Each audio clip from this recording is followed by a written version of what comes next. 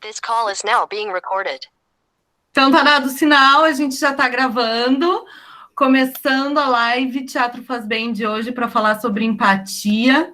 E nessa entrada de empatia, a gente vai dar os parabéns para a Gisele, que daqui a pouquinho vai sair da live porque está concorrendo ao Prêmio Açorianos de Dança. Acho que todo mundo, Iro, Newton, Isabel, todo mundo, os parabéns. Newton, conta pra gente um pouquinho do que a gente vai falar hoje e acho que um pouquinho disso da Gisele, tu que me lembrou ali no início, que é o prêmio que ela está concorrendo. Sim, ela está concorrendo ao Prêmio Açorianos de Dança e certamente ela vai ganhar. Se ela não ganhar, é panelinha, mas a gente sabe que ela merece muito mais do que o Açorianos, né? Muita torcida. Uma excelente professora, uma pessoa maravilhosa, e a gente está muito orgulhoso da presença dela aqui. Também quero dar as boas-vindas à Julieta, que é amiga do Miguel, que está lá em Paraná, né, Miguel? Ou eu estou enganado? Mas, de qualquer forma, ela está na Argentina. Paraná, província de Entre Rios. Paraná, província de Entre Rios. Que ela seja muito bem-vinda e que a gente tenha uma grande satisfação de receber esses nossos co-irmãos, né? Isso é muito lindo. O Miguel até já mandou que ela está com uma galeria de arte também chamada El Farol, então também pode intervir com a gente para falar sobre arte. Ótimo, maravilhoso. Seja bem-vinda, então, Julieta. Hoje nós iremos falar sobre empatia.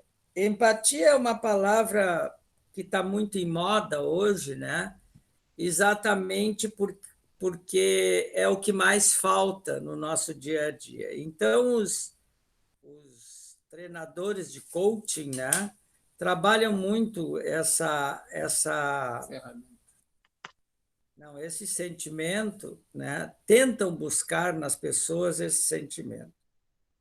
A empatia, no teatro aqui, nós nem sabíamos que era empatia, né? Porque a gente não sabe em qual caixinha a gente se encontra, mas a gente age desta forma como o sentimento da empatia nos coloca. Ouvir os outros, entender os outros, não julgar as pessoas, não querer saber mais do que aquilo que ela gostaria de falar, mas, principalmente, o mais importante de tudo é o nosso autoconhecimento. E o nosso autoconhecimento, ele é fundamental porque quando nós dirigimos alguma questão para alguém, seja ela qual for, a gente interiormente deveria perguntar: será que eu gostaria de responder isso? Será que eu tenho condições de responder isso? Eu tive uma experiência muito fantástica em relação a isso. Eu já contei essa história, mas vou contar de novo, num festival de teatro numa cidade do interior bem pequenininha. E eu fui dar um workshop lá, uma oficina de teatro na cidade. E eu tinha por hábito, né, fazer aquela roda de apresentação. Como é teu nome? Mariana Ruduit. O que tu faz, Mariana?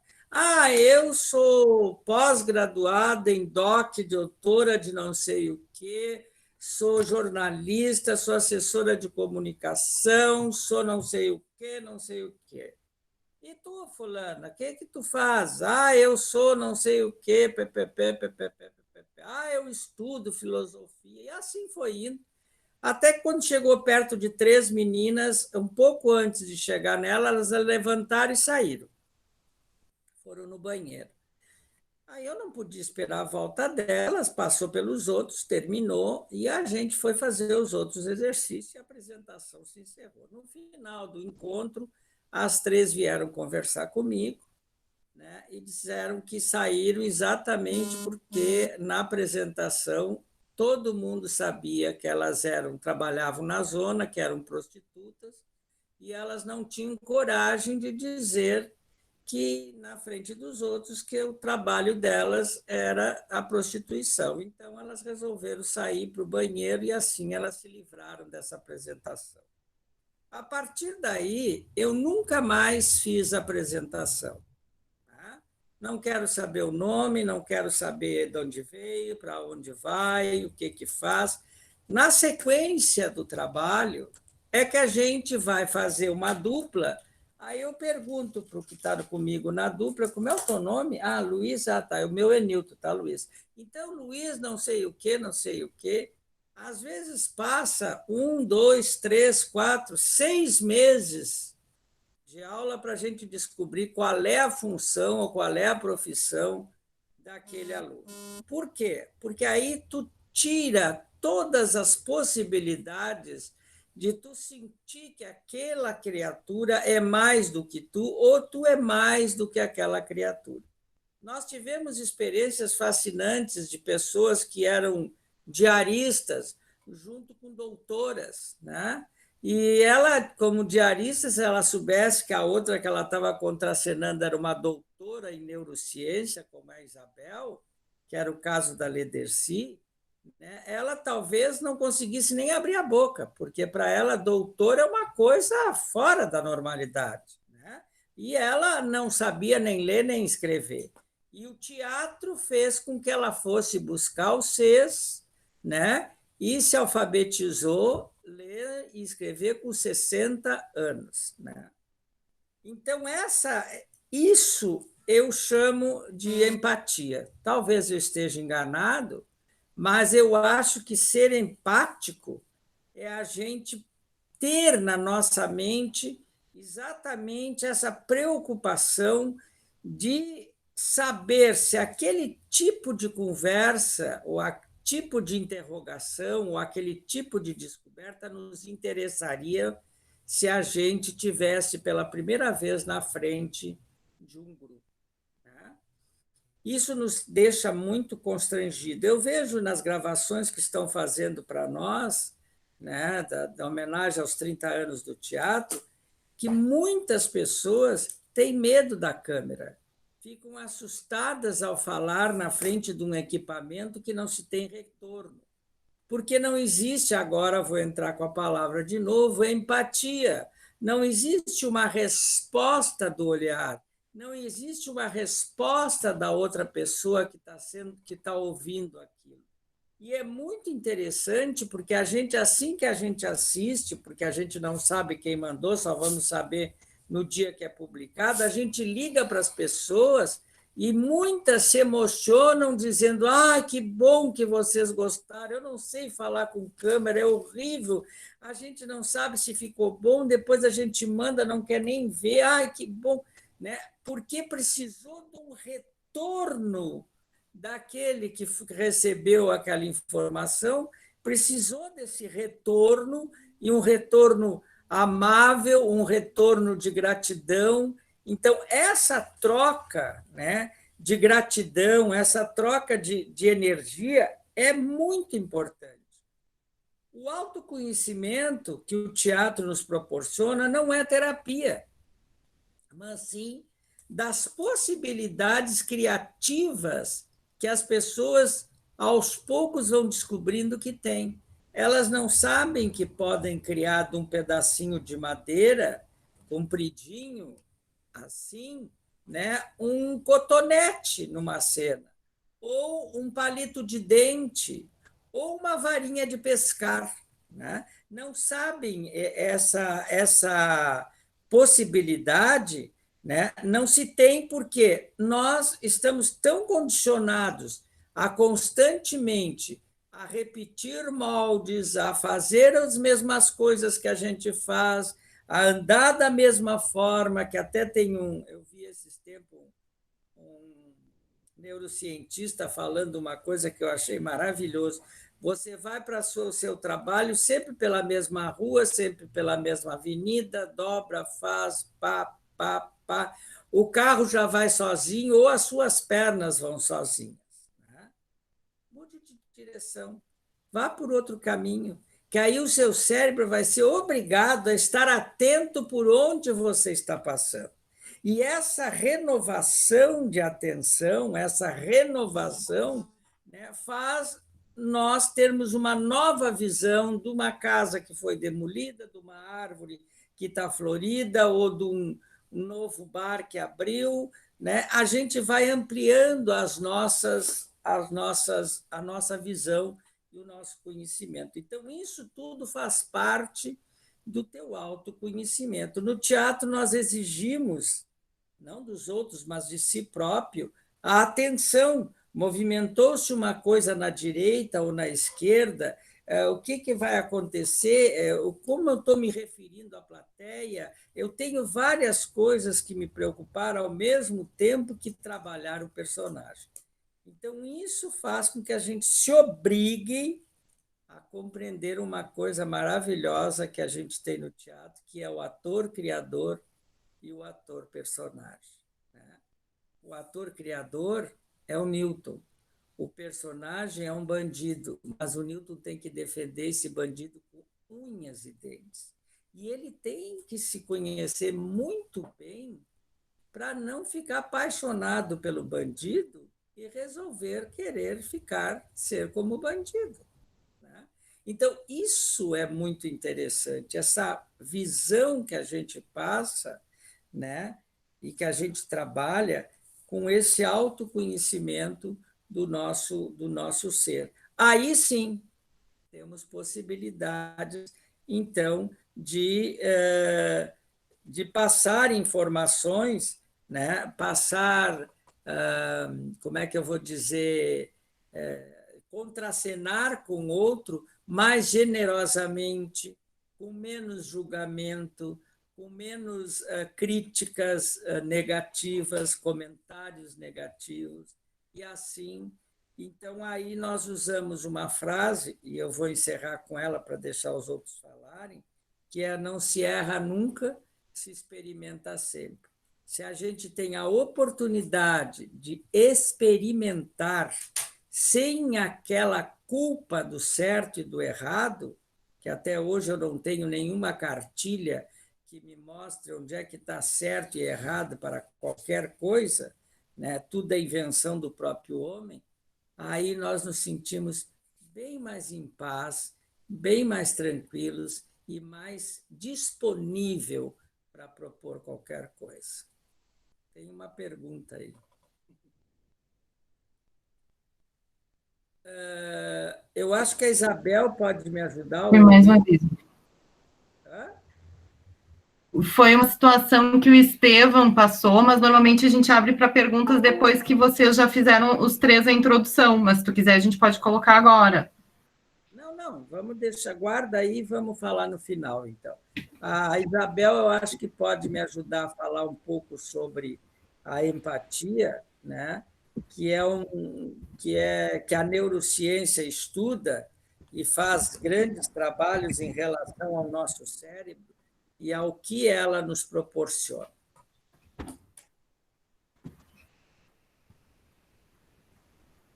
Ela foi tomar café, Isabel. Um beijo, Gisele. Eu que agradeço. Obrigado, querida. Oi, Gisele, boa sorte. Então, pessoal, não é? Obrigada, beijos.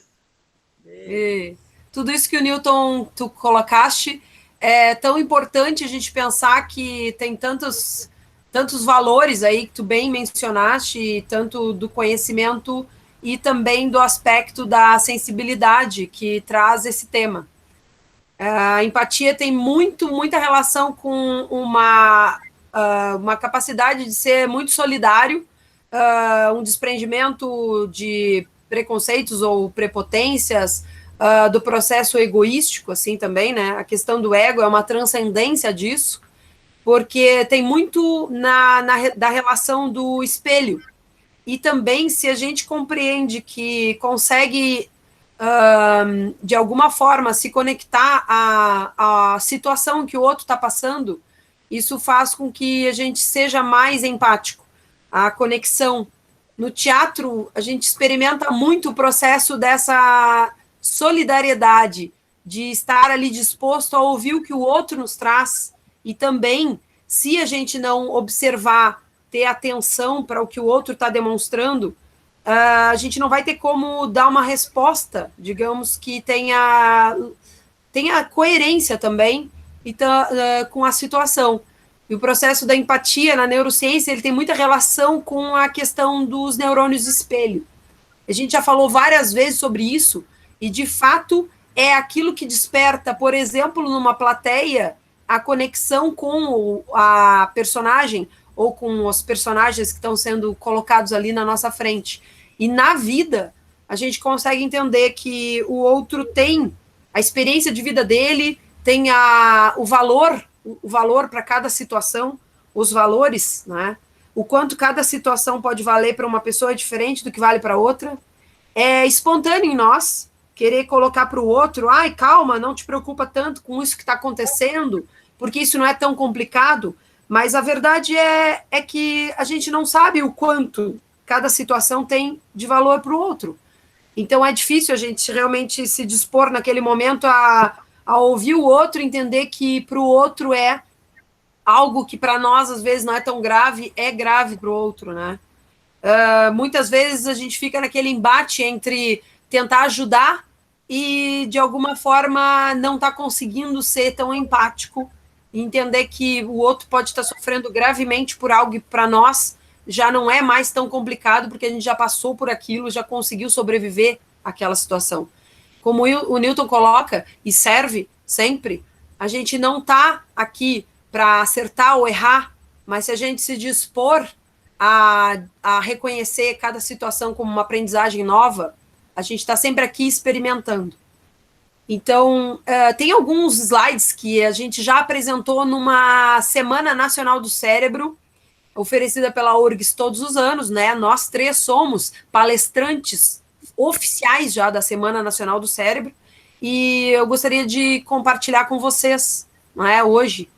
Eu vou colocar aqui para a gente dar uma olhada só em algumas ideias que a gente lançou, e foi interessante nosso compartilhar naquele momento, e a gente tem aqui uma oportunidade especial para estar compartilhando nas nossas lives com vocês. Então, eu vou colocar aqui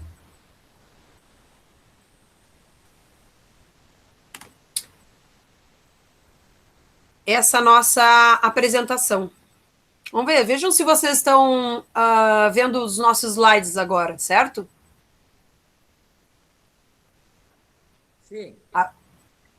Certo? Então, sobre empatia, nós já apresentamos em algumas palestras, vários temas relacionados à neurociência e teatro.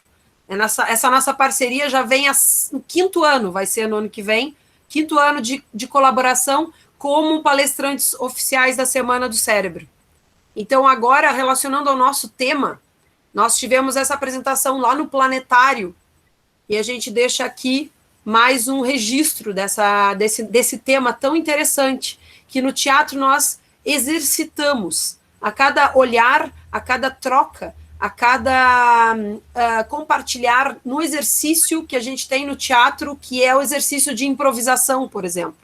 Esse exercício nos faz experienciar o que é empatia, pelo aspecto de aprendermos a sermos mais colaborativos e solidários, e também reconhecermos o que o outro está nos expressando.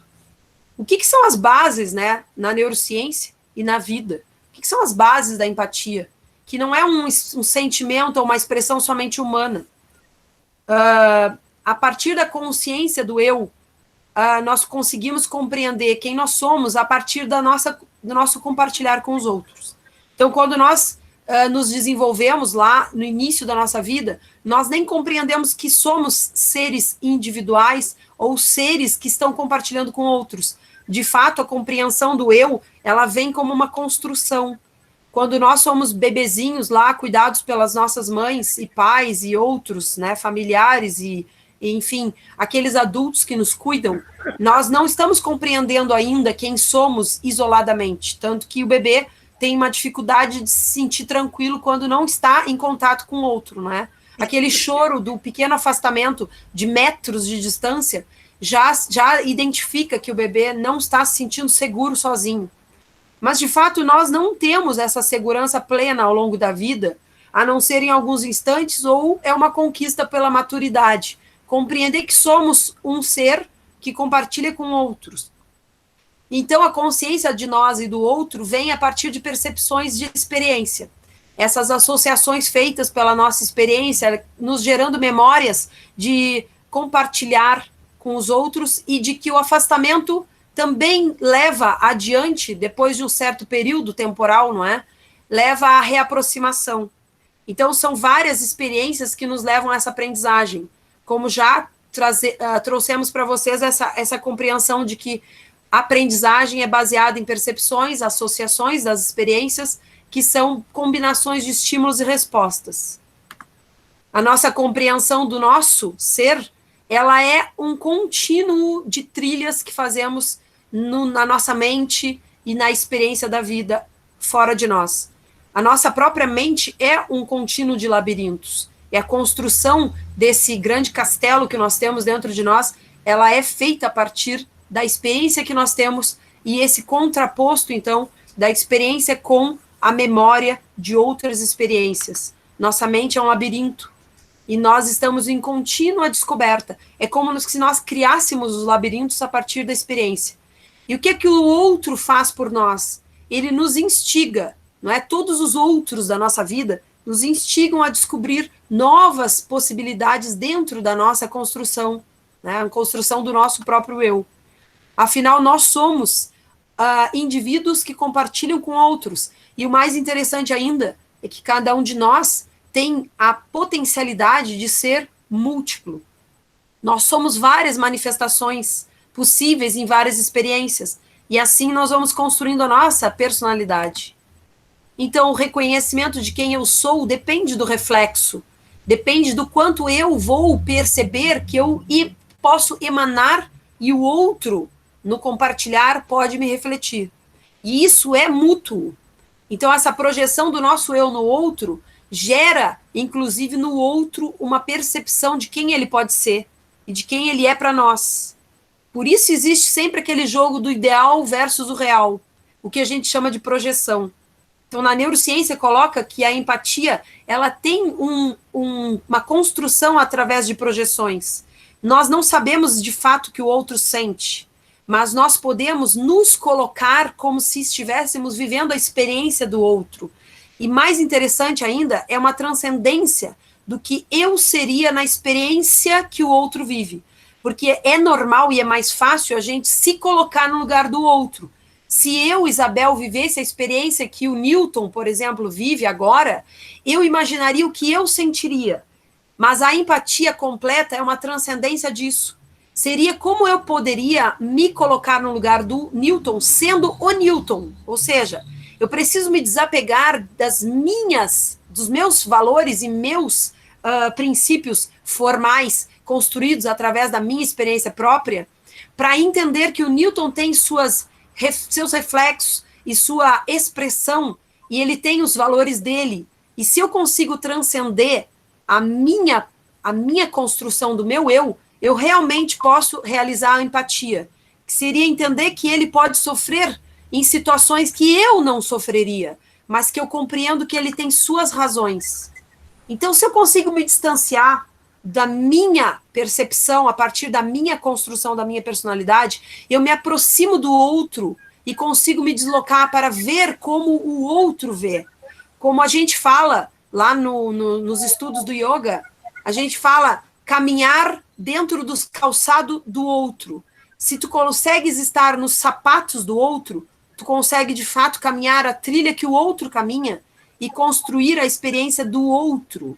Então tu transcende e não tem mais aquele julgamento que a gente tem quando a gente se coloca como nós mesmos no caminho do outro. Entenderam a diferença? O julgamento pode surgir como eu julgo que o outro não deveria sofrer tanto quando eu, comigo, por mim mesma, viveria aquela experiência com mais força. Mas quando eu consigo entender, e muitas vezes isso é depois de uma primeira resposta, eu chego para o outro e digo, calma, não é tão problemático assim. Mas se eu entender que o outro tem os motivos dele, eu vou entender que ele pode sofrer sim, e pode expressar sim o sofrimento que ele está tendo agora. Então, às vezes, é depois de um reflexo que a gente tem dizendo para o outro, não tens que sofrer tanto, isso vai se resolver, porque a gente pode muitas vezes dizer isso, e eu mesma digo isso muitas vezes, mas depois de um tempo eu entendo, não, eu sei que tu tens teus motivos para estar sentindo isso. E aí eu consigo entender como é que é ser eu mesma com o outro, como é que é sentir eu mesma com o outro, e como é que é sentir pelos olhos do outro. A empatia profunda. Sentir através do outro me faz transcender e liberar o que nos instiga a julgar. Isso é uma grande transcendência da empatia. Redespertar a empatia é tão essencial para nós que talvez seja o grande caminho para a gente voltar a ter a humanidade essencial, aquela humanidade de grandes valores, redescoberta, renascida. E eu acho que, por enquanto, é isso que eu quero, de fato, compartilhar com vocês e dizer que a proposta, então, essa minha participação inicial, que já traz um grande aspecto do que a neurociência nos propõe, certo? Isabel, tu falaste umas coisas muito importantes aí, fundamentais para fazer as relações com o nosso trabalho do palco, né? Que é o quê? Quando tu entra, quando tu começa a descobrir as sensações do outro, os medos e as tristezas do outro, tu começa, então, a não pensar mais como tu, e sim começar a pensar como o outro. E isso é o que a gente faz quando descobre a personalidade, o ritmo, o caminho do personagem, né? O personagem não pode ser aquilo que nós gostaríamos que ele fosse, porque senão ele não diria aquelas palavras que a gente está dizendo, né?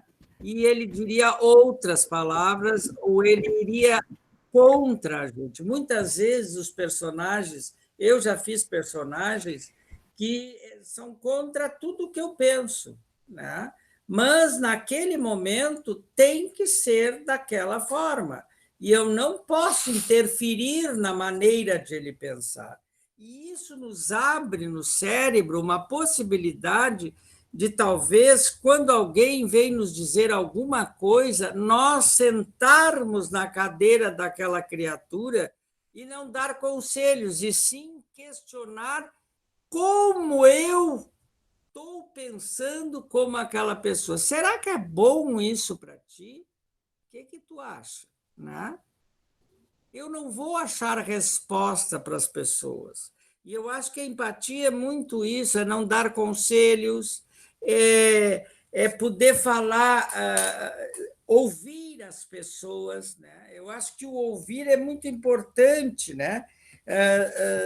Saber que aquela pessoa, naquele momento, ela não quer a solução do problema, ela quer falar o problema, ela quer ser ouvida, ela quer fazer com que alguém possa receber aquilo ali sem críticas, sem censuras. E isso nós aplicamos na nossa prática aqui, quando um ator vem para a cena e faz uma improvisação e o resto do elenco que está sentado lá, ou dos alunos, vão assistir. Nós, o que fizemos?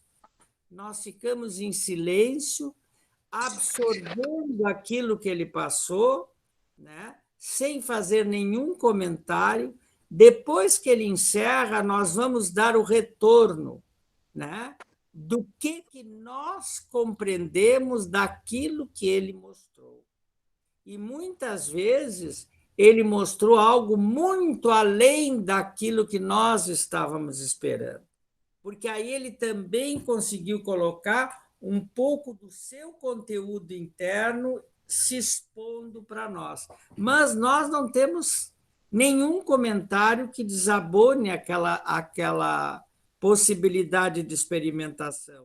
Muito pelo contrário, nós vamos dizer para ele que nós compreendemos que o gato que ele fez parecia mais um coelho, né? E qual seria a possibilidade que ele tem de melhorar esse gato para não ficar com cara de coelho, né? Aí ele vai ter que trabalhar, mas nós não estamos dizendo que ficou horrível, que não ficou bom. Não, A gente percebeu que tu fez um animal, só que eu não compreendi que era um gato e senti mais como coelho. Aí ele vai perceber que, na realidade, ele lembrou do seu próprio gato, que está sempre pulando de um lado para o outro, sobe, desce e tal, e ele fez esse tipo de movimentação que, para nós, no nosso imaginário, lembra coelho, porque a gente fala em coelho, a gente fala em um bicho que não para. E muitas vezes tu fala em gato, a gente vê gato dormindo, né? A gente vê o gato se espreguiçando, né? O gato caminhando maciamente para pegar o passarinho, né? E aí ele fez toda aquela saltitação toda e a gente aí ele reflete, a gente não dá nenhuma opinião e ele refaz o gato dele e aí ele lembra de outras possibilidades que o gato tem e aí aparece o gato. Então, é essa possibilidade que a gente tem, né, que eu acho que a empatia, que o teatro tem essa empatia, que propõe isso, é exatamente dar a oportunidade de a pessoa não tentar ser igual aos outros, tentar ser ela própria, tentar ela ter vida própria, e não uma imagem projetada de alguém que nem corresponde a ela. E a gente vem calcado disso, né? Que os nossos neurônios espelho fazem com que a gente fique fortemente tentando imitar os nossos que a gente convive, né? Nem digo familiares, mas muitas vezes a gente convive tanto com os estranhos dentro do nosso trabalho que os familiares a gente só vê no fim de semana. Então, a gente, às vezes, está repetindo moldes de pessoas que a gente até nem simpatiza muito, né? Eu acho que isso é importante da gente lembrar, e o teatro exercita muito isso, porque tem a figura do expositor, que é quem está expondo, e do observador, que é o público que não é público, porque o público está sabendo o que está acontecendo, está participante daquele exercício, daquele momento. Eu não sei se o William queria colaborar com alguma coisa. Sim, eu anotei um monte de coisas aqui. Estou ouvindo vocês dois falarem. Primeiro, eu quero agradecer muito por estar aqui mais uma vez nessa live, agradecer a todos que vieram, né? E dar continuidade, eu gosto muito de anotar as coisas para depois assim fazer um panorama rápido, mas é exatamente tudo que foi falado ali. Eu subscrevi aqui, buscando a que o Nilton falou agora há pouco, que sim, nós temos que ser confiantes para passar a confiança, caso contrário, o outro não, se ele já tem se ele não tem tanta confiança nele, encontra no outro algo que não tenha também, se torna muito, para essa pessoa se torna muito difícil, porque ele precisa de uma base, né? Ele tá vendado nesse momento e precisa de alguém para poder passar por essa ponte, né? Por esse abismo que ele está tendo agora e ter essa confiança, né? E também, é claro, que defender as suas expectativas. A pessoa precisa defender as suas expectativas em determinado momento que ele se encontra, talvez num processo de aprendizado, né? Seja em que for, né? Televisão, teatro, cinema, até mesmo na escola, ele precisa defender essas suas expectativas, porque isso vai agregar valores futuramente, né? Eu coloquei aqui também reconhecer no outro o que aconteceu comigo, né? Por exemplo, usando aquela ideia dos neurônios espelho. Eu sei que o aluno, quando vem fazer teatro conosco, ele aprende, mas ele precisa ter essa confiança em nós que estamos aqui passando esse exercício, mas é incrível porque quando ele vem e faz a primeira aula de teatro conosco, ele chega em casa e repete para os pais. olha, eu fiz isso e aquilo, alguma coisa bateu. Então, a gente está formando algo dentro daquela cabecinha, né, para promover essa possibilidade de que, sim, ele pode estar se fazendo presente dentro desta dinâmica. Então, nós aqui no teatro temos um exercício que eu não gostaria de falar sobre esse aspecto da confiança do outro, né? É que nós colocamos uma venda em uma pessoa, né? E essa pessoa fica no palco, sendo que o outro não está com essa venda e ela percorre esse espaço através de um som, né? E isso é muito maluco, porque no primeiro momento que a pessoa não está conseguindo ver, ela se vê ela fica com muito medo ali, expressa toda a sua ansiedade, os seus medos, os rancores, fica tudo dentro dela. Mas o que ela tem que entender, né, que ela precisa às vezes entender, que isso leva um tempo, e isso é real. Por isso que o teatro tem esse processo de adquirir o tempo para dentro da construção. A confiança também precisa um tempo, né? Para conhecer também essa pessoa, porque como o Nilton falou no começo, quando ela perguntou para as pessoas o que elas são, eu coloquei ali, ó, ser evasivo às vezes pode assustar, e realmente pode. Quando tu chega direto em alguém que tu não conhece assim de fato, tu pode assustar e pode até criar talvez sei lá, um trauma, enfim. Acredito que isso torne deixe mais sensível essa pessoa, né? Eu acho que é mais ou menos isso que eu gostaria de falar e de realmente dizer que o teatro trabalha e proporciona todo esse processo da empatia que faz com que esse ser humano mais adiante se torne e passe esse reconhecimento mais adiante para os seus queridos, para os seus alunos, Se sinta mais livre. que se sinta fora desse padrão, né? A Mariana disse que tem uma série de questionamentos, ou um ou dois, eu não sei, Mariana.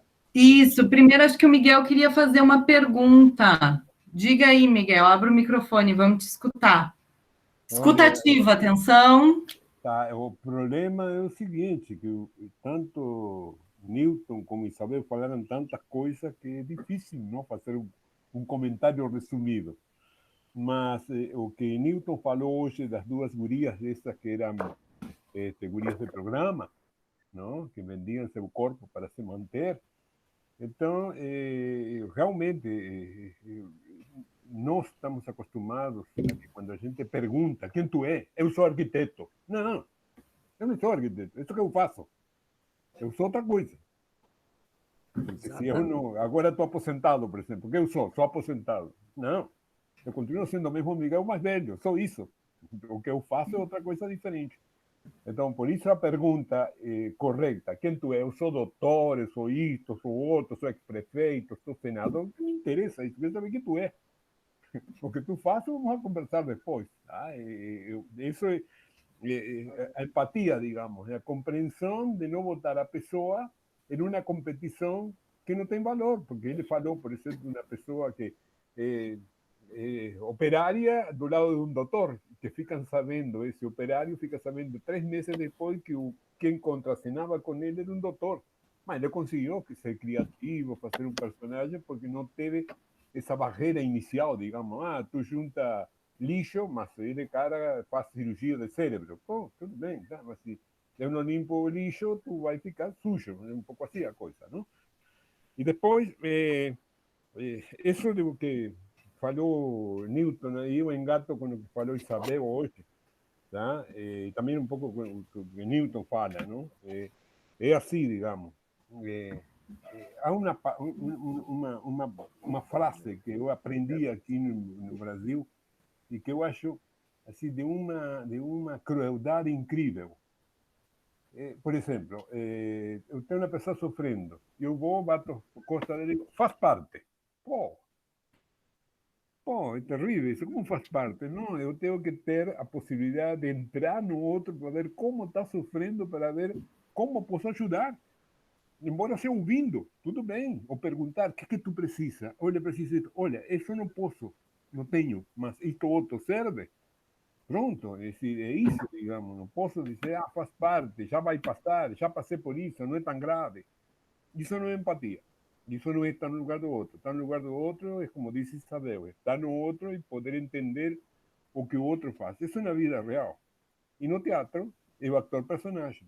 É genial, porque aí eu posso entender o outro e ser o outro sem ser o outro. Sou ator-criador e, ao mesmo tempo, sou ator-personagem. Sou os dois ao mesmo tempo. É mais ou menos isso, não? Que eu entendi das palavras que vocês disseram, né? Que vocês falaram. Exatamente. Exatamente. Aí tu tens a possibilidade de experimentar aquelas emoções daquele cidadão ou daquela mulher ou daquela criança que está... Por exemplo, esses tempos a gente fez um espetáculo onde nós tínhamos uma atriz que era quase 70 anos ou um pouco mais, e ela fez uma criança, né? E as pessoas enxergaram a criança, né? E ela velha, né? Entre aspas, no sentido já madura, né? Com a fisionomia já desgastada do tempo, mas não se enxergou isso. O saiote curto, a correria, a brincadeira, a estabanação da criança, ela conseguiu criar uma criança que já tinha passado pela vida dela, mas que ela recapitula e coloca nessa personagem alguns elementos da sua criança, junto com os elementos da criança personagem, e a gente enxerga uma criança maravilhosa na cena, independente da idade dela. Então, essas experimentações te faz tu te renovar, e principalmente a tua autoestima modifica, porque tu descobre que tu pode ser capaz de qualquer coisa, né? Então, aí tu começa a fazer opções da tua vida, dizendo, não, eu não faço isso porque eu não quero, não é porque eu não posso, né? Eu gosto muito de brincar que eu estou na pandemia, eu estou, como é, em licença-prêmio, e eu não saio para a rua porque eu não quero, não é porque me proibiram de sair, eu é que não quero sair, né? Então, essa mudança de comportamento é uma mudança que traz a gente uma certa liberdade de tu modificar a tua forma de pensar e de te enquadrar dentro de alguma coisa, né? E quer comentar alguma coisa, Iro, do comentário do Miguel? Desculpa, que houve, Miguel? Newton. Miguel, Sim. só vai do início, porque eu estava perguntando se o Iro ia entrar com alguma coisa, então não deu para te escutar. Vai do início. É pelo que falou Newton agora. Aham. Como criança. Eu tive uma pequena experiência, mas muito válida para mim, que foi na matriarca, quando Juliana fez uma anciã, era matriarca. E a Juliana tinha 27 anos. Exatamente. Então foi ao contrário, te lembras, não? Juliana como uma matriarca. Era uma pessoa já de 70 e poucos anos. E estava Lucila, que tinha 83, como uma mulher relativamente jovem, de 60 anos. Então, foi uma mistura de idades e de coisas, e cada um dentro de suas possibilidades. Porque, sabe que eu penso quando a gente... Eu acho isso interessante de vocês três agora, não? Quando vocês falam da autoconstrução. Mas, cara, eu sou um analfabeto. Eu tenho que estudar. Eu preciso confiar no Iro, em Isabel, Niro e os colegas para me construir. Porque eu não sei. Você tem que me ensinar. É uma autoconstrução pelo conhecimento que vocês me dão. Senão, eu não consigo. Não sou autodidacta. Quantos anos vocês passaram estudando? Pô, então, como não vou respeitar e gostar disso? Pô, eles me estão orientando. Claro, tenho que me encontrar eu no palco. Tudo bem, mas com a orientação deles. Senão, qualquer um poderia ser. Assim, eu subo no palco e já começa. Não, não é assim, não. Então, eu acho que o papel de vocês é, digamos, tratar analfabetos, tá? Que chegam no palco. E, claro, é assim. E senão não dá, não consigo.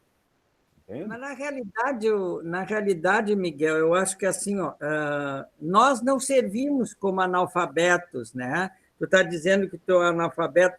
O que tu não tem é consciência da técnica que tu já utiliza, né? A Claro, gente claro, só não, não, não. perde Eu concordo consciência. com isso, mas tu sabes isso, eu não sei. Então, eu tenho dentro uma série de coisas, mas não sei. Por exemplo, iluminação. Olha, tu fica aí, porque senão a luz, por teu perfil, não, tu fica lá. Entende? Certo? Olha, essa roupa, essa peruca, vou te pintar os lábios, vou te... É isso que te Exatamente. falo. Né? Pois é isso que eu estava te dizendo. O que a gente não tem, nós, né, as outras pessoas, é a consciência da possibilidade que ela tem de ser outro, Não, não, né, de concordo. fazer outras coisas. Né?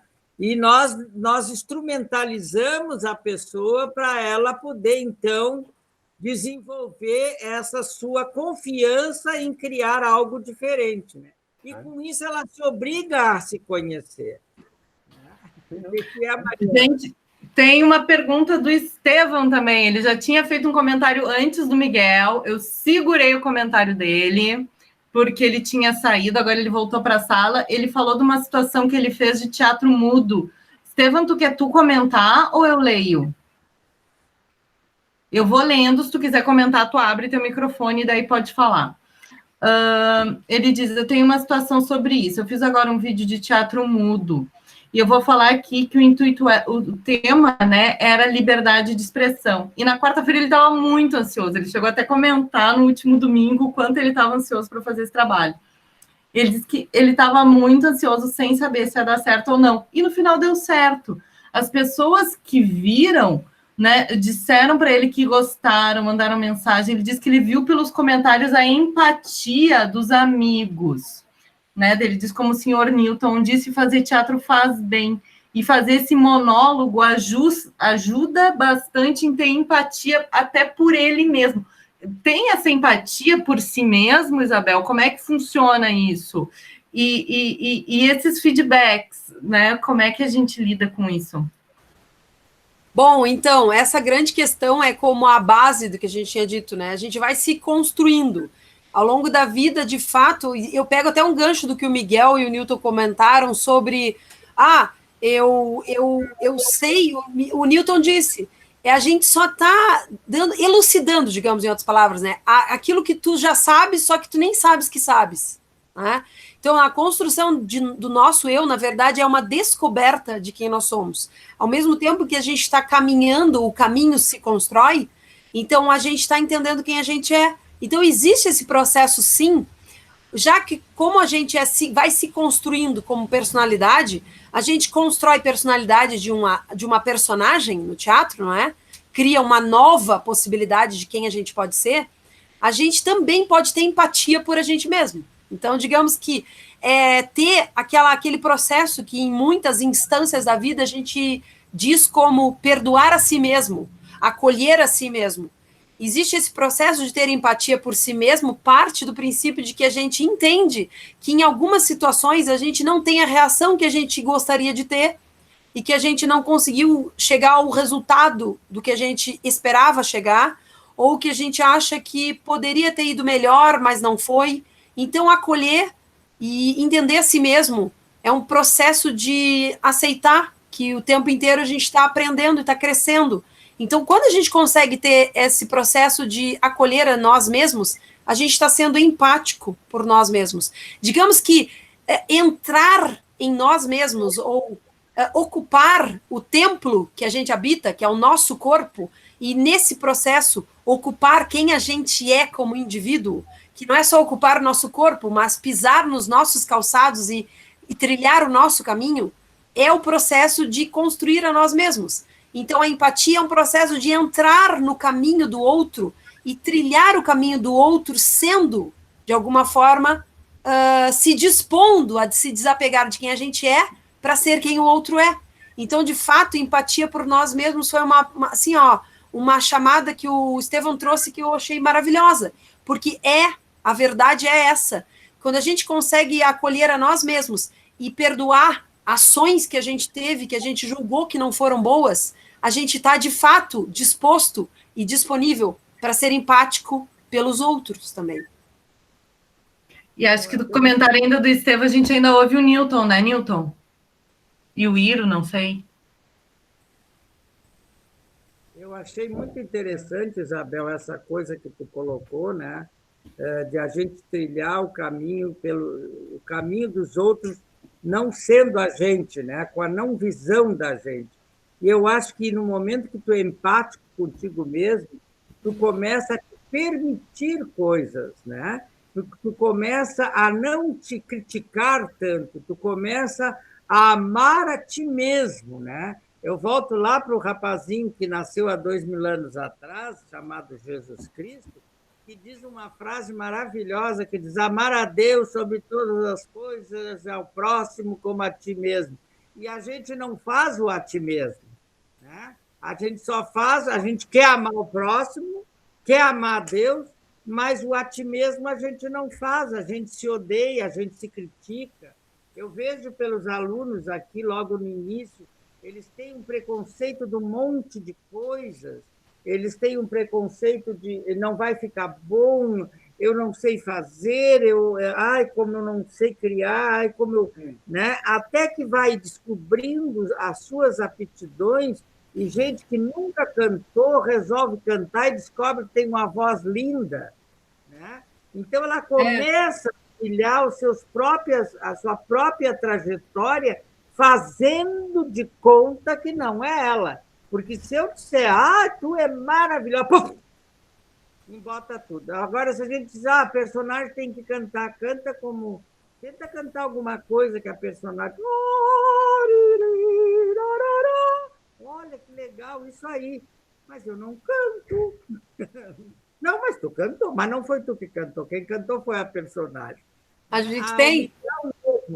O Miguel, a primeira oportunidade que ele teve de tocar no piano foi maravilhosa, porque eu disse: Miguel, vamos fazer assim, vamos criar um personagem. Eu te boto uma peruca, um chapéu, a gente te bota um figurino. Aí montei ele como se fosse um dono de um cassino, assim, né? Ficou chiquérrimo, Miguel. E aí ele se sentou no piano e tocou. Quando ele terminou, eu disse: não, mas que incrível, né? E não foi nada, foi só a roupa. Não, não foi só a roupa. Não, ele incorporou aquela outra vida ali, Se dispôs, ele se dispôs a ser aquele. Se dispôs a criar uma nova criatura para poder... E essa criatura tinha coragem de tudo, inclusive de enfrentar um público, né, e de tocar para um público. Que bobagem é essa? Não é o Miguel, é o seu dom não sei o quê, né? E ele senta e toca. Não foi assim a experiência, Miguel? Olha, eu aprendi aí a me esconder no personagem. Miguel se escondeu, não é? Então, até meu filho Mauro falou para a Andrea: cadê o pai? Pai, ele está sentado no piano. O Mauro não me reconheceu pelo peruca. Eu de trás não sabia que era eu. Foi muito lindo isso. Mas, Isabel, tu falaste, é uma coisa, guria, que tu não pode me ensinar. Tu fala de ter empatia por si mesmo. A um argentino, já nasci sabendo isso, guria. É isso aí, né? Não nasce assim. Ter orgulho de si mesmo no processo de se amar e se admirar. Cuidar, ser o melhor. Já nasceram sabendo. O argentino pode ser ruim, mas é o melhor sendo ruim. Para ele, não? É diferente. Estou brincando, claro. Estou brincando. Não, mas se tem tempo, depois Newton faz uma piada sobre coelho e gato. Não, e eu brinquei com o Miguel ali no chat, que ainda tem a questão do ego, que tem que cuidar, que a Isabel falou ali também no início. Eu acho importante isso que você falou, né, do argentino e de ele ser o melhor, né? Na realidade, eu vejo isso ao contrário, né? Eu vejo como, às vezes, a autoestima da gente é tão baixa que a gente precisa dizer para os outros que a gente é o tal, mas a gente não acredita, né? A gente não acredita que é o tal. Então, se eu não disser, quem é que vai acreditar? Então, eu sou um dos melhores diretores da face da Terra, né?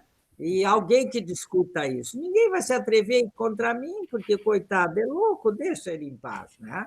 Eu tenho um amigo que eu quero muito bem, ele mora em Erechim, o Ademar Brum, e ele sempre me apresenta para os amigos dele, assim, ó, este aqui é Newton Filho, um dos maiores diretores do Brasil, se não for o maior diretor do Brasil.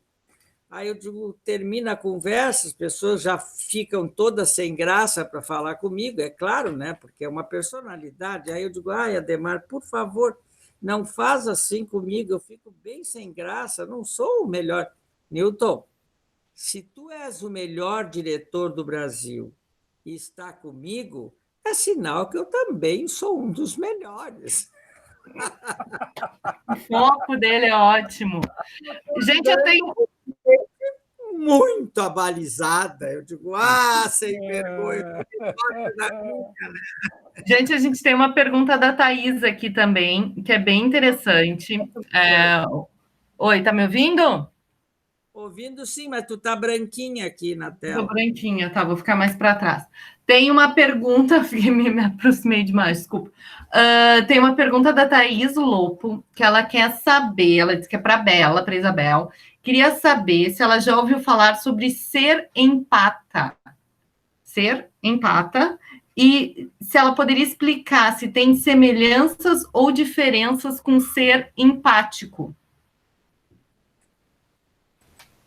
Bom, eu acho que tem uma grande questão. Tem pessoas que têm uma sensibilidade exacerbada daquele processo de ser um grande acolhedor. Eu acho que a maior parte das vezes essa expressão veio para colocar essas pessoas que são tão acolhedoras que elas são ditas empatas. Tipo, é como se não pudesse nunca estar numa situação de não reconhecer o outro, ou que ao não acolher o outro, não se colocar no sentido de compreender os motivos do outro. Tem pessoas que são reconhecidas como empatas porque são extremamente sensíveis às emoções dos outros. Tem toda a relação com o ser empático, sim, mas de modo geral é dito para as pessoas que elas se doam tanto para compreender os outros que elas são aquelas que estão sempre acolhendo. Então, essas pessoas são chamadas empatas. Mas eu acho que é só uma questão de se colocar um novo perfil, assim, de personalidade também. O ser empático tem um processo natural. Nas outras espécies isso também é despertado. Muitas outras espécies têm os seres que são mais acolhedores, ou aqueles que se sensibilizam mais e que vão em prol dos outros. Então, os humanos que são mais assim, eles são chamados empatas mesmo. Mas eu gostaria até que, se a Thaís quiser colocar mais um pouco sobre isso, ou em que situações ela ouviu essa expressão, de repente, para a gente colocar...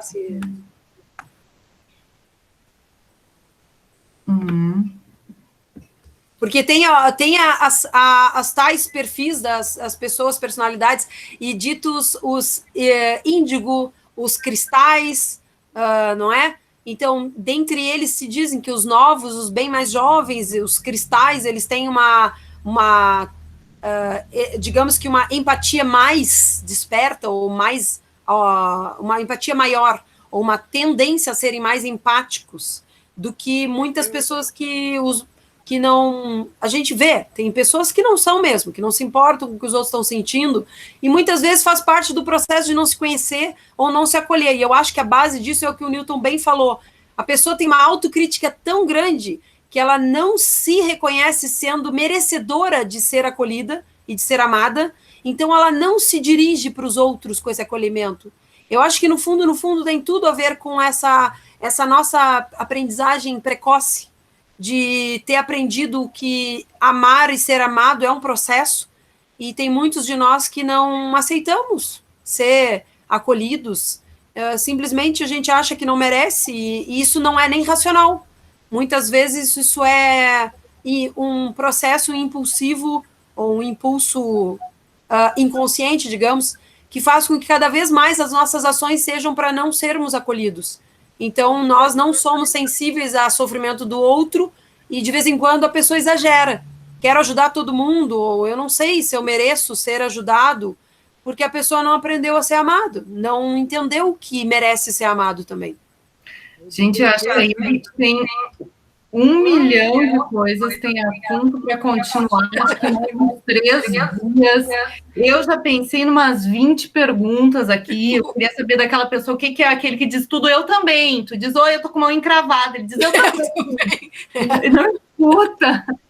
E também, uma coisa só que eu queria fazer antes da gente encerrar é perguntar para o Iro, porque nas aulas de improvisação ele fala muito da escuta, da importância da escuta. Eu queria que ele só comentasse um pouco da importância da escuta para empatia.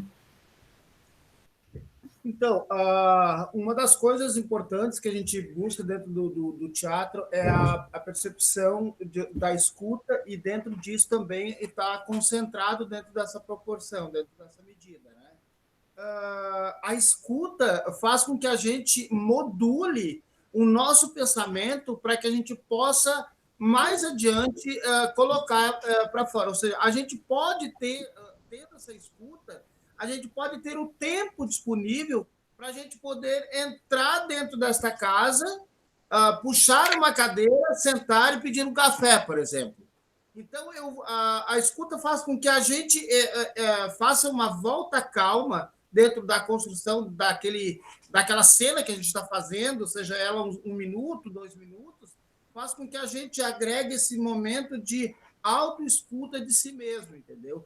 Por isso que é interessante, e dentro da improvisação, quando a gente batia muito a ideia da escuta, sim, fazer com que isso seja também uma ação tão importante como se ela tivesse sido falada, literalmente, entendeu? O corpo todo fala quando a gente está trabalhando, processando esse mecanismo, né, para a construção desta cena.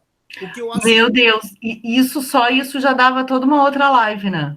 Eu acho que a gente tem que colocar agora, acho que a empatia nos 3 subtemas, ou 4. Para a semana que vem, a gente ficou combinado de falar sobre a arte no cotidiano. Então, não sei se já usando esse gancho, vocês querem finalizar com alguma coisa, Newton? Não, eu só queria falar as 5 empatas que existe para a Thaís, que ela estava preocupada com isso, né? Que são os emocionais, que são as pessoas, os empatas seriam sensíveis, né? São aquelas pessoas emocionais, os medicinais, né? Que são aqueles que têm o dom de conhecer um chá, conhecer um xamã, ou alguém que tenha uma sensibilidade, que faz reiki, que tu diz assim, essa mão é tão maravilhosa, né?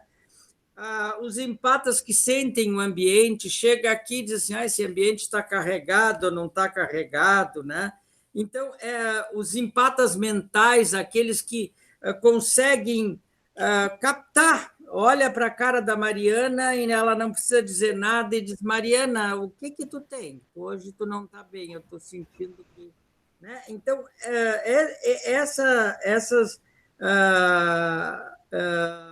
esses empatas ou empatias né, são os sensitivos, né? Que agora, como a nova terminologia é empatia, né? Os empatas não deixam de ser os sensitivos, as pessoas que sentem algo diferente em situações diferentes e que estão numa vibração diferente. Falando para encerrar, né, Mariana, falando do encontro que vem, nós iremos falar do teatro no cotidiano. Como assim teatro no cotidiano, né?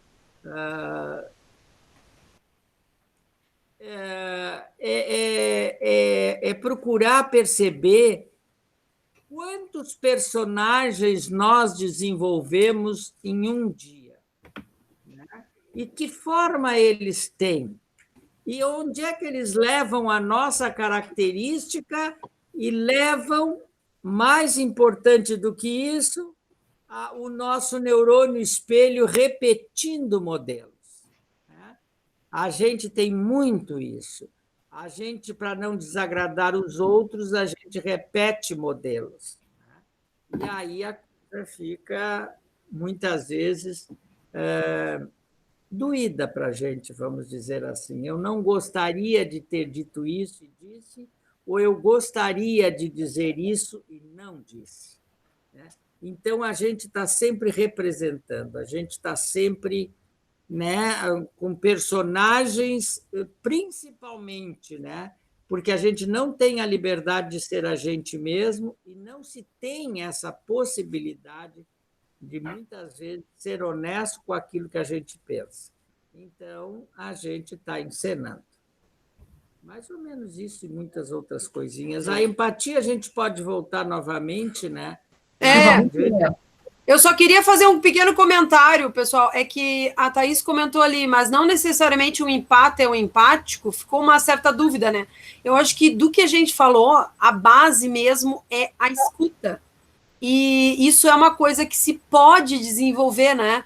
Eu sou, por exemplo, impulsiva para falar, eu interrompo as pessoas, eu, Isabel, e quem me conhece sabe.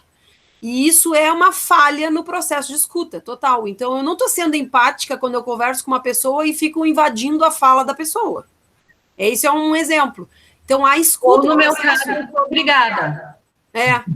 No caso que a Mari, por exemplo, fica esperando o espaço para ela entrar e ela não interrompe a gente, por exemplo. Eu posso estar conversando com uma pessoa e a pessoa vai me perguntar uma coisa, eu suponho que sei qual é a pergunta e já parto para a resposta. E isso é um comportamento muito comum dessa impulsividade. Mas eu sei que, em essência, eu não quero invadir, em essência, eu não estou querendo desrespeitar a outra pessoa, mas isso é um absurdo.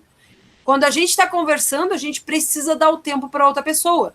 O Iro falou bem, e eu sei que o Iro e o Newton, eles são muito assim, eles têm uma escuta muito desenvolvida, tem um processo de olhar para o outro, aguardar o que o outro está querendo expressar. Isso tem parte que nós todos nascemos com esse processo. Só que eu acho que hoje em dia, por exemplo, a maior parte dos comportamentos que nos são necessários à aprendizagem, por exemplo, eu tenho que aprender que eu preciso ter respostas rápidas para dar para os outros. O que, por exemplo, esse processo de redes sociais e o WhatsApp e tudo mais nos instigam a fazer? Eu tenho que ler e responder. Então, com isso, a gente diminui a nossa paciência com a espera, porque dá a impressão de que o outro quer uma resposta rápida. E quando o outro pergunta para a gente, parece que a gente também tem que ter essa resposta rápida, mas não. Isso está nos fazendo mal como espécie, está nos fazendo muito mal. Então, quando a Thaís colocou ali, será não necessariamente um empate é um empático? Tem a grande questão de fundo, que é a dos conceitos, tá? Mas creio que, como a gente colocou, e o Newton até colocou bem discerniu bem as separações entre os grandes tipos de empatas. Os empatas, em geral, são pessoas muito mais sensíveis e disponíveis aos sentimentos dos outros. E aí existe a nossa maneira de nos expressar. Tem um empata que ele tem uma escuta maravilhosa, mas ele não sabe que chato deveria tomar, por exemplo. Mas tem pessoas que conseguem entender que tu poderia fazer tal coisa para diminuir tua dor. Mas os dois são escuta. Os dois são. Mas tem gente que te cura simplesmente de estar do teu lado. Tu chega perto da pessoa e tu te sente mais calmo. A minha irmã, por exemplo, era assim. A irmã que eu não tenho mais agora nessa vida, não é? Como corpo do meu lado. Mas ela era uma empata no sentido de que tu sentava do lado dela e só pela presença dela eu me acalmava. São pessoas que têm uma capacidade de te apaziguar. Vocês conhecem pessoas assim, e alguns de vocês são assim. Então, o apaziguador é um empata incrível. Ele só por estar perto de ti já te deixa mais calmo. Tem pessoas que te deixam calmos porque tu sabe quando chegar perto dessa pessoa, a pessoa vai saber um jeito de resolver o teu problema. Então, ele é um empata também, porque ele está ali disponível para elaborar uma estratégia junto contigo. Tem outros que simplesmente, eles fazem, eles nem falam. Eles só te pegam pelo braço e saem a caminhar contigo. E isso te ajuda também. São todos empatas. Mas tem muitos de nós somos capazes de ter empatia. Eu sei que tem vezes que, nossa, eu me sinto tão bem quando eu sei que por algum motivo eu consegui me acalmar e não invadir a outra pessoa. Quando a pessoa quis conversar comigo, eu ouvi. Eu me sinto feliz e grata por eu ter tido um sopro de calma. Como o Iro diz, exercitar a volta à calma. Por que eu tento yoga há tantos anos? Para ter a capacidade de ficar calma numa situação, porque até hoje eu não consegui. Algumas vezes eu consigo, mas a maior parte das vezes eu atropelo a pessoa, eu digo, calma, a gente vai resolver, peraí, a pessoa nem conseguiu explicar para mim o que ela estava sentindo. E é um caos, gente. Eu sei, eu sou muito grata pelos amigos que eu tenho, tá?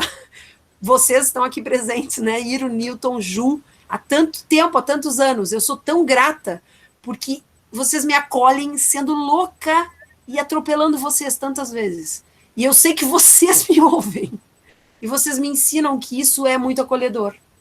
Então é isso que eu posso dizer. Os empatas, eles naturalmente são assim.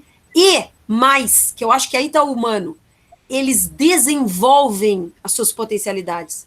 Gente, ninguém é obrigado a nascer sendo de alguma forma, mas ninguém também é tão, digamos, tão se descarta a responsabilidade. Não pode descartar a responsabilidade que nós temos de nos desenvolver cada vez mais. Então, uma pessoa que nasceu com empatia, porque nós somos humanos e nascemos com isso, aqueles que desenvolvem mais a capacidade da escuta, esses sim são humanos mais nobres, ou eles acolhem a nobreza de serem mais capazes de ouvir. Isabel, posso dizer uma coisinha? Posso? Ah, Isabel, posso dizer uma para aí, coisinha? gente, para que tem muita Peraí. gente tentando falar. Miguel. Miguel primeiro, vai, Miguel. Tá, Isabel, então eu sou o contrário de tua irmã. Eu sou empata. Porque cada vez que eu vou embora, todo mundo se acalma. Então é o contrário. Tá? Tem uns que chegam e empatam a vida do outro, né? Mas tem uns que permitem o fluxo. Não, mas tu não. Não, capaz, brincadeira, Miguel. Tu também é alguém que dá muitas possibilidades. Tu ajuda a gente a ter estratégias para resolver os problemas. Deixa que te diga uma coisa. A pessoa que mais calma me deu no palco, além deles dois, digamos, não? Quando fizemos aquele material, que foste tu. Ah, obrigada, Miguel. Que bom. Não, querida, tu não me Eu adorei fazer essa participação junto, contracenar contigo. Tu deu uma dica, assim, faz isto, faz o outro. Não é assim, não. Tu não invade, não. Não é assim. Não é assim. Que bom, que bom. Eu só quero, acho que a gente está terminando, mas eu quero agradecer a todos que vieram participar da 18ª live, né? Mas eu quero dizer só uma coisa, dentro de tudo que foi feito, que nós somos uma partitura e que entender a nossa partitura de compreensão leva muito tempo. A gente tira uma coisa aqui, bota ali, altera isso, altera... Então, nós somos uma partitura em constante mudança, né? Para a gente tentar equalizar uma música, uma canção, alguma coisa que nos faça ficar mais felizes e mais compreensivos de si mesmo. Então, nós somos uma partitura e a gente, sim, está lá tentando organizar as suas notas e enquanto a gente estiver organizando as suas notas, a gente está fazendo alguma coisa e isso é muito importante. Tá bom, gente? Obrigado a todos.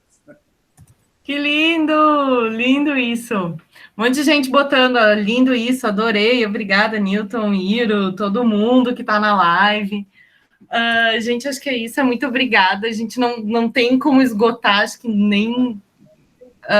acho que vamos pensar em outras maneiras também de trabalhar a empatia, que está sendo muito legal falar sobre isso, e tem várias formas que a gente pode abordar, a gente vai descobrindo isso. O tempo já estouramos, mas então a gente se vê semana que vem para falar sobre arte cotidiano, teatro no cotidiano, desculpa. E até lá. Obrigado, gente. Tchau, querida. Oi, tchau, Marília.